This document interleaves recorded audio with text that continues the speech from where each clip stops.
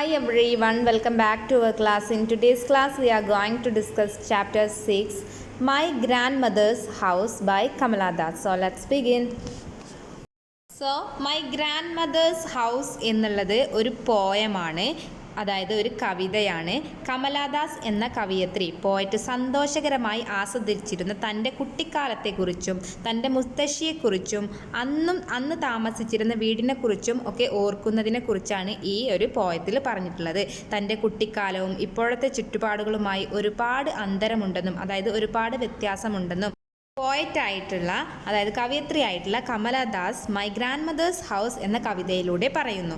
തൻ്റെ കുട്ടിക്കാലത്തെ അതിമനോഹരങ്ങളായ ഓർമ്മകളെയും അതിൽ നിന്നും തനിക്ക് ലഭിച്ചിരുന്ന സന്തോഷങ്ങളുമാണ് കവിതയിലൂടെ കവയിത്രി പറയുന്നത്. തൻ്റെ മുത്തശ്ശിയുടെ മരണത്തിനു ശേഷം താൻ ഒരിക്കൽ തൻ്റെ കുട്ടിക്കാലം ചെലവഴിച്ചിരുന്ന തൻ്റെ മുത്തശ്ശിയുടെ വീടിൻ്റെ ഇപ്പോഴത്തെ അവസ്ഥ കവയിത്രി അതെന്ത് ചെയ്യുന്നു, റിമെമ്പർ ചെയ്യുന്നു. മുത്തശ്ശിയുടെ മരണത്തിനു ശേഷം ആ വീട് നിശബ്ദമാണെന്നും, അതായത് സൈലൻ്റ് ആണെന്നും, പാമ്പുകളും മറ്റ് കീടങ്ങളും മാത്രമാണ് അവിടെ താമസിക്കുന്നതെന്നും കവയിത്രി ദുഃഖത്തോടെ പറയുന്നു. മുത്തശ്ശി തനിക്ക് കഥകൾ പറഞ്ഞു തന്നിരുന്നെന്നും തനിക്ക് വായിക്കാൻ അറിയില്ലാത്തതിനാൽ തൻ്റെ മുത്തശ്ശി അത് വിവരിച്ച് തരുമായിരുന്നു.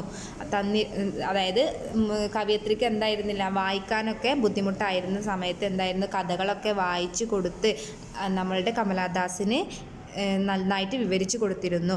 അതൊക്കെ എന്താണ്, കവയിത്രി ഇങ്ങനെ ഓർക്കുകയാണ്. എന്നാൽ മുത്തശ്ശി മരണത്തിന് ശേഷം പുസ്തകങ്ങളിൽ സമയം ചിലവഴിക്കുമ്പോൾ തനിക്ക് അഗാധമായ, അതായത് മുത്തശ്ശിയുടെ മരണത്തിന് ശേഷം ഞാൻ പുസ്തകവുമായി ചിലവഴിക്കുമ്പോൾ എന്താണ്, എനിക്ക് അഗാധമായ ദുഃഖം അനുഭവപ്പെടുന്നു, ഒറ്റപ്പെടൽ തോന്നുകയും ചെയ്യുകയാണെന്ന് കവയിത്രി പറയാണ്.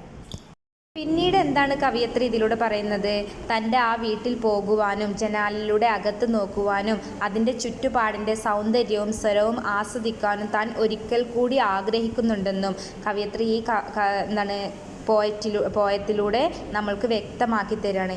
എന്നാൽ അവിടെ ശബ്ദമില്ലാത്ത ഇരുട്ട് മാത്രമാണെന്നും ആ ഓർമ്മകൾ എന്നും തൻ്റെ ജീവിതത്തോടൊപ്പം ഉണ്ടെന്നും എന്ത് പറയാണ്, കമലാദാസ് ഇങ്ങനെ വിവരിച്ചു തരികയാണ്. എന്നാൽ തനിക്ക് ഓർമ്മിക്കുമ്പോൾ, അതായത് ആ വീടിനെക്കുറിച്ചും ആ കുട്ടിക്കാലത്തെക്കുറിച്ചൊക്കെ ഓർമ്മിക്കുമ്പോൾ എനിക്ക് അഭിമാനവും സ്നേഹവും നൽകുന്ന ഒരുപാട് ഓർമ്മകളാണ് എനിക്ക് നൽകുന്നത്.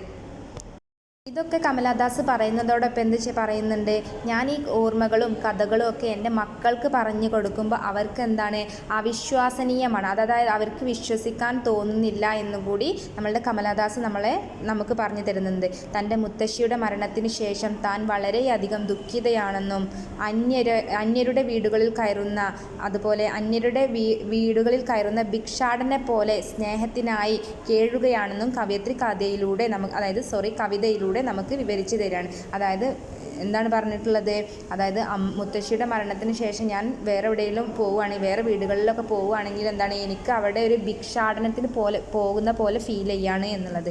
മൈ ഗ്രാൻഡ് മദേഴ്സ് ഹൗസ് എന്ന കവിതയിലെ കമലാദാസിൻ്റെ ആത്മകഥയുടെ ഒരു അംശമായി വേണമെങ്കിലും നമുക്കിത് കണക്കാക്കാം.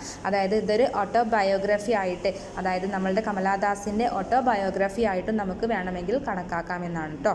So that's all about this chapter. I hope you had a great learning experience from today's class. Thank you. Until next time.